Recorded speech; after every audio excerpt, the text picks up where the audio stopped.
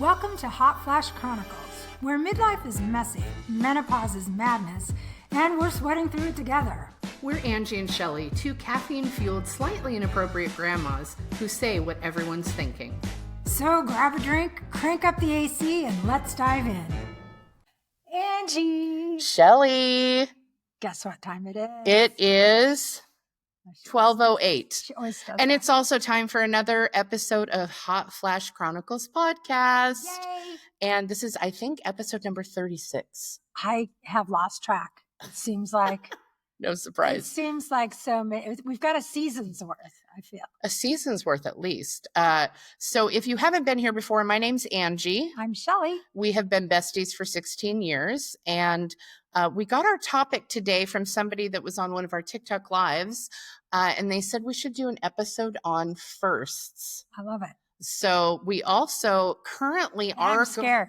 You're scared. I love it. Well, we I'm have scared. control over what we talk about. We do. We are also currently going live right now on TikTok off in the corner. So if you want that riveting content, you can join us on there. And But today we're going to talk about firsts. So there's lots of firsts that we have in life. Some of these I'm not sure I even remember because I'm almost 52. And some of these firsts happened when I was a teenager. oh dear. So do you dear. want to start us off? Okay, let's get ready. This is a first. Just us doing This is a first. yeah. So I'm going to commemorate by talking about some other. Here's our fancy list. Okay. We also have ones that we Ooh. had discussed, like first kiss. Yeah. First boyfriend. Oh my gosh, these are exciting. Okay. Our first pod episode. First pod episode. Do you remember what it was? We dropped 5 at once Yeah, we on. dropped 5. So this St. Patrick's Day that just happened, so like 3 months ago, when we launched the pod, we actually dropped 5 at I think that our first one that we recorded was Celebrity Crushes Then and Now. I think it was. I Right, don't know if which we is great. dropped it in that order, but I think you're right. We wanted to go with something easy. We knew we would be able to. If you talk want to about. hear a lot about Jason Momoa, Yeah. that's the podcast Obviously, episode for you. Angie's comfort place, her safe place, her I can talk a lot about something place is Jason Momoa. Obviously. So yeah, I think that was our first that we actually. I don't. know I if think we that's the dropped first it recording first, we did. But Yeah. that's where we kind of figured out how the heck maybe we were going to do this. There was a lot going on. We were recording on a phone. Oh yeah. And a Things are laptop. different. So we were doing the video on a phone. Yeah. And It's very we, professional. we had a lot of, we've done, this is, I think, our 35th or 36th. So we've learned a lot of things. Yeah. Over the been a last good few learning months. curve. So, but the first few are, the audio isn't the best. Probably. It's debatable. I don't know. Maybe the lighting's not as nice. I don't know. We definitely didn't have proper lighting, which is embarrassing because I'm a photographer, but it's fine. We've gotten past it. We're in a much Everything's fine. better place now. So let's go to, this is a fun one. Let's do our first bestie. Who was your first best friend? My first best friend that where I was able to I wasn't a toddler. Mhm. Her name is Chelsea. I actually did a photo shoot of her son a couple years ago. Mhm. And she called me Owie and I called her Chowie. So it was Owie and Chowie. Oh my gosh. So she's a lovely had person. You had like a Brangelina name. You had like a couple's name. That's We awesome. talked a lot about boogers, Okay. as kindergartners It's a do. thing. We were in brownies and Girl We talk Scouts about together. farts now. We've moved up in the world. So Have we? How about you? Who was your first bestie? Her name was Carrie. Mhm. And she was a very, very nice person.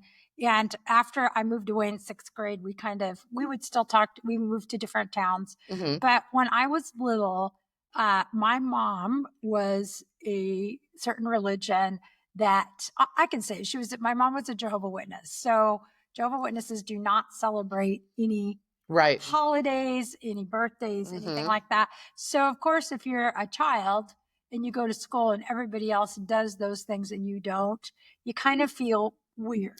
That would feel probably very left out. You couldn't say the Pledge of Allegiance in the Wow. morning. So our school, everybody stood up in the morning, did the Pledge of Allegiance. So you felt very different anyways. Mm. And she was my best friend from like kindergarten through 6th grade. And she and her parents, her family were very kind. Like I was kind of a little bit of an outcast. It made me kind of shy. Oh, Well, because you can't do all well, the look, things. you've come into your own so well. My goodness. I Boy, tell have you ya. blossomed in the last Yeah, a lot. however many years. Since my How mom old were was you then?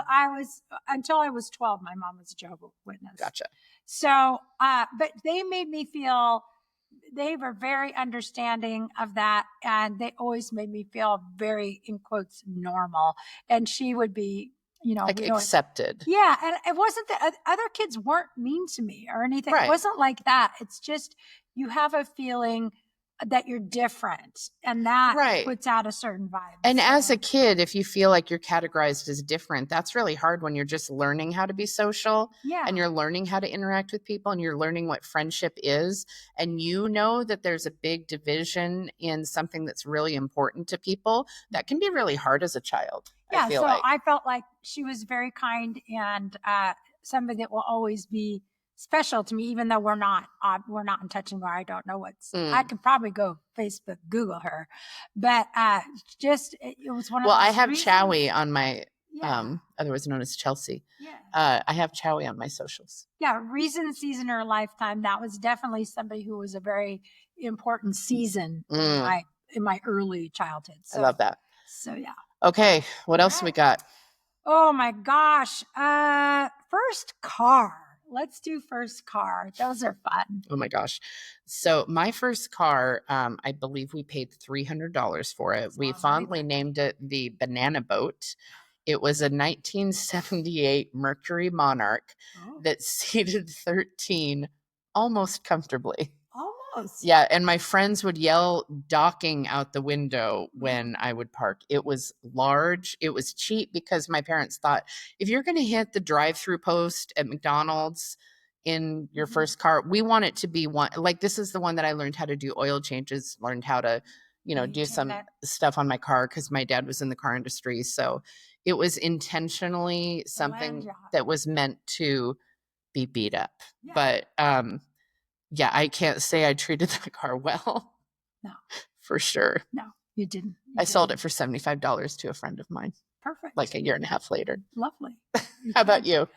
I was so excited when my dad told me I was 15 and a half, and he said, I'm going to get you a car. Because we lived out in the country, and a car was kind of a necessity. They had to drive me around everywhere. So they were excited for me to get a car. He says, I'm going to get you a Corvair. Which a Corvair was. Is that like a knockoff of a Corvette? I've never even heard of that. You guys will probably know what a Corvair is. I was in cars for 20 years. I've never heard of a Corvair. They were kind of a cute, sporty little thing. They were a knockoff of not a Corvette or something cool, but I can't remember what the brand was. I'm sure people watching will know exactly what a Corvair. It might have been a Chevy or so. I don't know. But I was excited because even though they didn't make them anymore, and this would have been in 1983, they weren't making Corvairs anymore. But they were kind of cute and a little bit on the sporty side. And so 3 or 4 days later, oh boy, I come home to my new car. It is not said Corvair. It's not. What it is a Country Squire station wagon. What happened to the Corvair? I don't know. But you still don't know, and you'll never know. My Uncle Herb, who is maybe part of the Aberdeen. Is he still around? No, he just passed away. No, he's old. They were old. They're in their 90s. They're 100. They'd be real old. So you just came home and your car was gone? No, I never got the Corvair. It was supposed to be at my grandma's house because my Uncle Herb, the used car salesman, was going to make this deal. But apparently the Corvair went to someone else. And I got the Country Squire station wagon, which my parents decided, same thing as Angie's, this will be better for you because it's safe. And if you bang it up, it's not going to be a big deal. It had the main seat in the front could seat 3. You could get 1, 2, 3, 4 in the back seat, and then in the very back, we would stack people on each other, like my friends and I. 2 seats popped up on each side that would have been the back of the station wagon. So 2 seats popped up where you could have 2 more on each side, 4 more people in the back. So 8, 9, 10, 12 It could seat 12. So mine was meant to seat 6, but one time we got 13 in there because No, I was apparently driving this with was, some friends in the trunk the Country Squire willingly. station wagon was made for people who had 29 children. It was big. It could seat 12. Wow. Could see, it's like a bus. So that was my car. It was my first car. And the back. So I feel like the Corvair wasn't, in fact, your first car. No, it was the Country Squire station wagon. And the back where the two jump up seats, or whatever those are called, jump seats. Yeah, jump seats. The car had lived in Ocean Shores, so the bottom, there was a little bit of it rusted out where you could see the road. We called those rust buckets in the industry. Yeah, you could see the ground like Fred Flintstone. You could put your little feet down if you wanted to. It was a nightmare. I was so embarrassed, and we called it. It had all kinds of names, none of them nice. There was nicknames for it, but same thing. It had to be docked when you went to park. I had to pass a driving test in that and parallel park in that. I got to use my mom's Fiat for my driving test. So that was at least a little bit better. Imagine that. Which was about a third of the length of the. I passed my driver's test. I did not pass the parallel parking portion. That tracks. Yeah. So, and it was real expensive to run, and gas went up in the weirdly in the 1980s, and it was kind of a nightmare. Yeah. But it got me where I need to go, me and 12 of my friends. I love that. So. Okay, what's our next first? Let's do one that's that's interesting. She's just seeing these because we got these as requests. First heartbreak. Your first like real heartbreak? Yeah. Oof. Yeah. Not like, we were in junior high, and like my first real heartbreak was somebody named Adam. I was in high school. He was in a band. That's how I met Nirvana and Pearl Jam and stuff. I was a high school senior.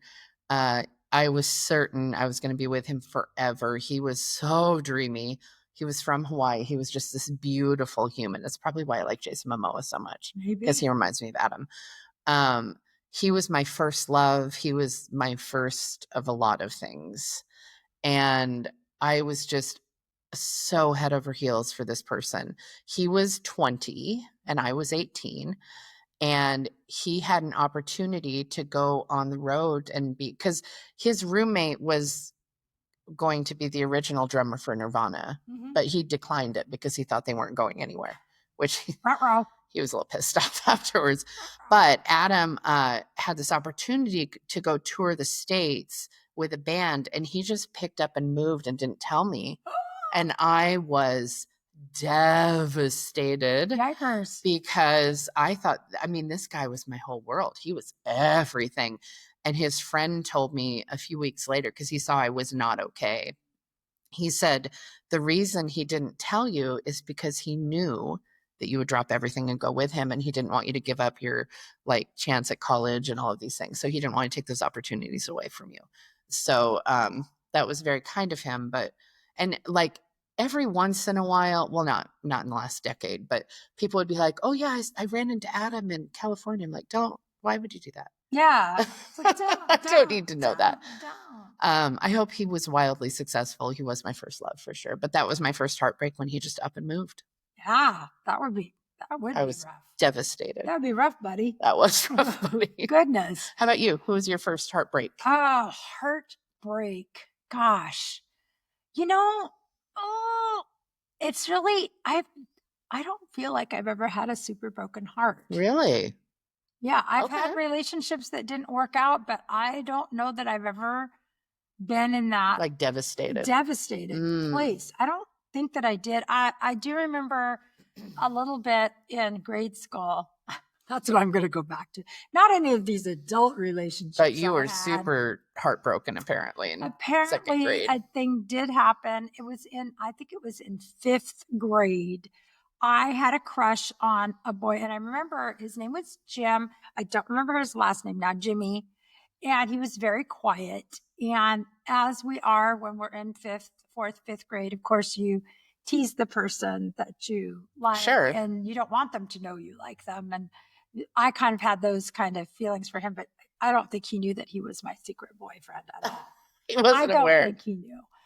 So one day out in the play yard at the playground, I grabbed his end of his coat, like his arm was still in it, and I spun him around. Like, you know how you grab somebody and Yeah. you did that to goof around with him, Mhm. because that meant I might get to touch his wrist or something. I don't know, whatever I was thinking. I might get to touch my secret boyfriend that doesn't know he's my boyfriend. And He I was so spun secret, him he didn't even around know. so hard, because I was probably so excited, that his arm came out of the thing and he spun around, and then he like fell and he started crying because he hurt himself. Like, I hurt him. I didn't mean Well, to. that's not good. I didn't mean to. And that was the end of your secret It relationship. was, and I scared him so bad that he never would hang out with me ever again. And he couldn't make eye contact because I made him cry on the playground in front of I emasculated him, That tracks. unfortunately.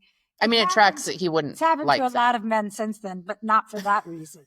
So it was, I was really, but that I felt, it wasn't just heartbreak. I felt so bad that I embarrassed him, first of Mhm. all. And I was like, and I didn't even know how to form the words to tell him how sorry I was, because Right. he didn't know he was my secret boyfriend. So I just felt absolutely terrible. And then I was heartbroken because he obviously was never going to like me after I spun him around and put him in physical therapy for a year or whatever happened. I don't know. So I had Goodness. my friends and I, when we were in like 7th grade, we decided to do a challenge with each other for 24 hours. And we said, who can get the most boyfriends in 24 hours? Oh dear. Well, not one to like back away from a challenge. Angie took this super seriously. Yeah. So I was in latchkey at the time. Oh yeah. And I decided no matter what, I was going to beat my girlfriends. I was going to win the who could get the most boyfriends in 24 hours. Wow. We'll do this on TikTok. No. We'll I do it went ham. I went like, so I mean, full tilt boogie. It was, and I think maybe that's why I didn't have an issue asking people out after that, because I had law of averages. I'd done a lot. Do you want to take a gander at how many boyfriends I acquired in 24 hours? 12. Uh-oh. Even if you add a 0, you're not right. What?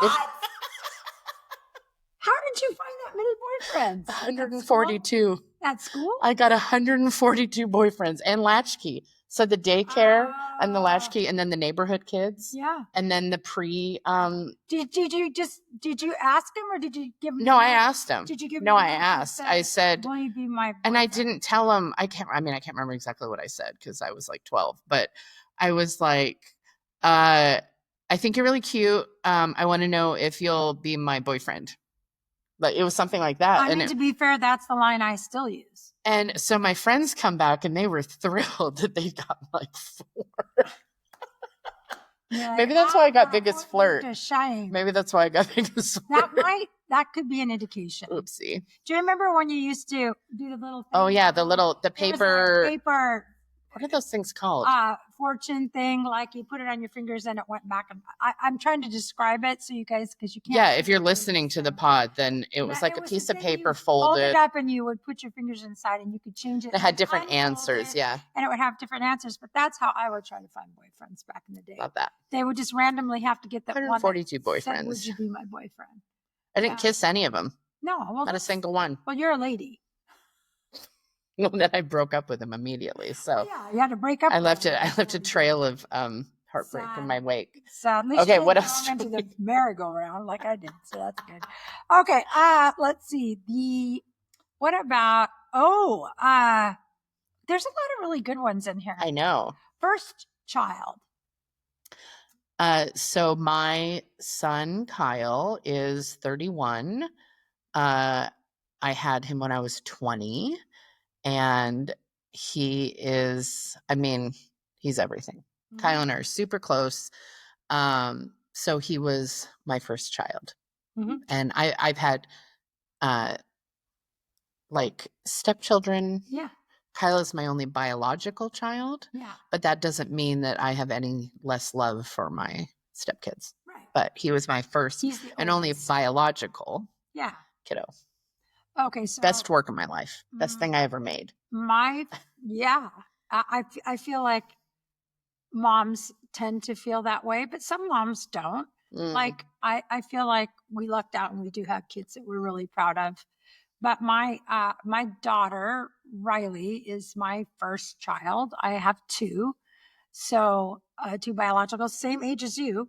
I was 20 when I had her, and I wrote a song for Riley. Oh, I When would love to hear it. it's on YouTube. Oh, You okay. can see it. Yeah. Okay, go find it there. It's What's yeah, it called? it's What called would people look for? it's called The Life of Riley is the name of the song. But I love that. it kind of outlines, I did it for her. I think it was at the time, it would have been it was either her 18th or her 21st birthday because it's a coming of age song. So I can't, I'll have to go look at the YouTube what year it was. I think it might have been her 21st. I love that. But I wrote Did she love it or was she like? No, she loved it and she good. cried. Good. Which she hates to cry. So she was mad at me because I made her cry. But it really, I think having kids at the age that we had them at, it is a journey that you end up growing up. Well, if you're 20 and you have your kids at 20, it's different than when you become a mom when you're 30 or 35 or whatever, because you haven't even went through adulthood yet. You're at the very beginning of adulthood, and now you have a baby and a lot of responsibility. And I always think that my life really is the way that it is because I had her when I was 20, and I'm very grateful for that because it made me focus and make some really good decisions that I might not have made if I would have had those years. It kind of forces you to have a level to adult to be responsible. Because I think I would have maybe went off and had too much fun and not got very focused. Gotten 142 boyfriends or something ridiculous. Yeah, I would have done something dumb like that. But she's a wonderful person. Both of my kids are. You know, I'm very proud of the kind of people that they are, and that I helped contribute those humans to the world. I love that. So I think your first kid is like, it's special. Not that my son isn't just as special, but there is something amazing about going through the parenting, the being a mom process the first time. Everything is kind of magical and scary all at once. Right. So, yeah. I love that. First kids, we're glad we have them. Okay, I think we have time for probably one, maybe two more. All right. Here we're going to go. First job. My first job, aside from like babysitting and stuff like that, I worked at Safeway, which is a grocery store, as a courtesy clerk, which is a bagger. Yeah. So I was a grocery bagger, and it was a union job, and I didn't like that they took a bunch of my paycheck, and I was like, what is this bullshit? Yeah. But and I think it's the only union job I've held. So my first job was Safeway grocery store as a courtesy clerk. I love it. Did you ever break any eggs? No. Good job. I mean, did they teach you how to bag, or did you just? They did. They teach you. There's a training. Perfect. At least there was, however many years ago, a long time ago. I worked at the local library. I was in 7th grade. I think 8th grade, I got a part-time job, like it was weekends, where I was a library aide. And what that really meant was when the books got returned, I put them in order on the carts, and I went out and put the books, reshelved them. I went out and put them back, and would help people find stuff. So I worked in the library. I love that. I was a library girl. I think we should end with first kiss. Ooh. That's a fun one. Okay. So I was in 5th or 6th grade. I can't remember. 6th grade. And I was having a birthday party at my house. And one of my friends, Scott Graverson, who I'm still friends with, came up to me and he said, also an Adam. Isn't that interesting? Not the same Adam I was talking about a minute ago. Adam Brazil. He said, Adam wants to know if you'll kiss him under the deck, which we had a deck that had like a 12-foot rise. So it wasn't like we're sneaking under a deck, romantic. But it was like off around the shed kind of thing. So he was like, Adam wants to know if you'll kiss him. And I was like, okay. And it was very sloppy. It was very saliva-y. Wow. But so it was moist. It was also dreamy. Because it was like my first real kiss, where it was like a boy asked if he could kiss me, and like I just felt like Twitter-pated, and yeah, I was all about it. Oh my goodness. Yeah. How about you? I was a little bit, how old were you when you did? Well, Like 11 or 12. okay. So I was a little bit older. I was 14, I think, at the time. And this is a very interesting story and unique. My first boyfriend, I call, his name was Jim Ritter. And he was actually quite a bit older than me. He was like 7 years older. And if you add those up, that's a weird age difference. If you think about that, that's 14. You were 14 and he was 21. But here's the caveat, because that sounds bad. Oh, that does sound bad. Hold on. Oh. He had been in an accident when he was in high school, and he was paralyzed from the neck down. He was a quadriplegic. Okay. So this is obviously a relationship where things like he couldn't move. He was paralyzed from the neck down, paralyzed from the neck down. So I met him through someone else at school, a friend of mine, and her sister was his sister-in-law. So anyways, I met him and he was a very nice guy. He was an artist. Okay. He could draw. He would put like a pencil in his mouth and he made beautiful artwork. And at the time I met him, he had been paralyzed for about 4 years at that point. That's rough. Not like that's rough, buddy, but that's actually rough. But he was very funny. He was very smart. Just a very kind person. And I really loved him. Like I totally fell in love with him. Oh. Yeah. And so our first kiss was like, he asked me, like, can I kiss you? But I had to go in and do this. But so he was my boyfriend for like 2 years, 3 years. Wow. Yeah. Yeah. It was my first boyfriend. Okay. That ended better than I thought it would. Cause I was like, there's no scenario you could play out where I'd be like, oh, that's a great idea. Super lovely guy. And he ended up moving to California. And I was very happy for him. Quadriplegics that get paralyzed that young on usually have a lot of medical problems. He actually just passed away recently. It wasn't too many years ago, but he lived a very long life, much longer than they expected. He got married. He had a kid. So he had a very good life. He was a wonderful person. Good. That was my first kiss. I love that. Yeah. Well, this has been fun talking about firsts. And before we do our rapid fire questions, we're going to, if you guys have listened to the last few episodes, we have some subscribers on TikTok. Oh my gosh. We've been, at first it was just a couple names. Now it might take a minute to read all these, but we're going to rapid fire all of the names as a thank you so much for being a subscriber. So, oh my gosh. Nehemiah's Ruben, Joan, Danny the Organic Cookie, Angie, Kelly Jane, Snake Lady, Island Boy, Regina, Uniquely You Nails, Jaded Journey, Prayers for You, Anley Bailey, Goddess Creation, Jax, Tawny Jade, Ange, Macklemore and Friends, Killer in the Mist, Marie, Your Digital Hype Girl, Christine, Shenanigans with Sherry, Dragon Eye Second, Tammy, The Crafty Gigi, It's Just V, Cherie Gill, Julie Stewart Sump, Besties with Bethy, Queen Jess, Shay P, Heather on Kauai, Diana Powers, Kim Bob, Amy, Lori, Molly 555, Beats, WD Jax, Cat Blue, Sita, Shelly, Samantha Mineo, Steph Therapy Corner, Musical Phantom Goddess, Caney Nevermore Designs, Jennifer M, Cartoon Man, and Kay's Boutique. We want to say thank you so much for subscribing to us, and you mean the world to us. You're our friends. We appreciate you. Yes. So thank you for being our subscribers. Woo, that's 45 people. That's a lot. That is a lot. So now we're going to wrap with our 2 rapid fire questions. Okay. And these are questions that we don't know what we're about to ask. This is where the ADD comes into play. It does. Do you want to go first? Sure. Okay, Angie, if you were a plant, what kind of plant would you be? Probably a climbing ivy or something. Like something that wants to go out and see the world. I'd be a plant that wants to travel. You know, they choke out and overtake everything else too. That's also not inaccurate. Oh, good. If you could have any other hair color, what would it be? Oh, I like to go for those real magenta, burgundy vibes. I did those a lot when I was younger, and I actually really like those. I did one once called Reflective Burgundy, and I was under lights at a school play, and it was reflective. It was, in fact. You turned her into like a... It did. It was quite a lot. It was like quite a lot. That's what I love it. Say. All right, let's see. We usually have to do a food one. Obviously. So we're going to have to go with food. right now in this moment, would you rather have a cheese stick or B, a piece of fresh fruit? Fresh fruit. For sure. You're I a love foodie fruit. girl. I'm a fruit fanatic.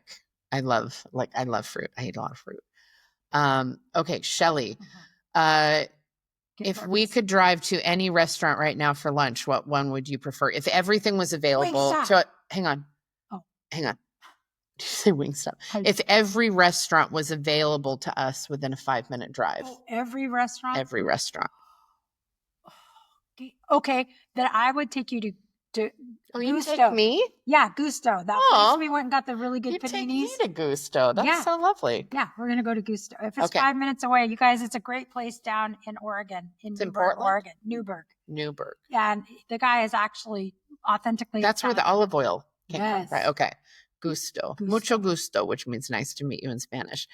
So this has been another episode of Hot Flash Chronicles podcast. Thank you so much for joining us.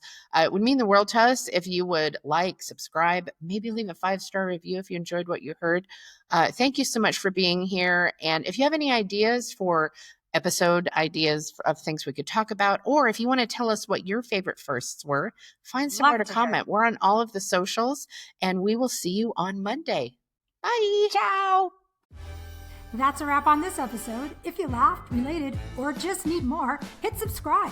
Check out the show notes to find us on socials and YouTube, and join our Patreon for exclusive extras. And remember, we're still hot, just in flashes.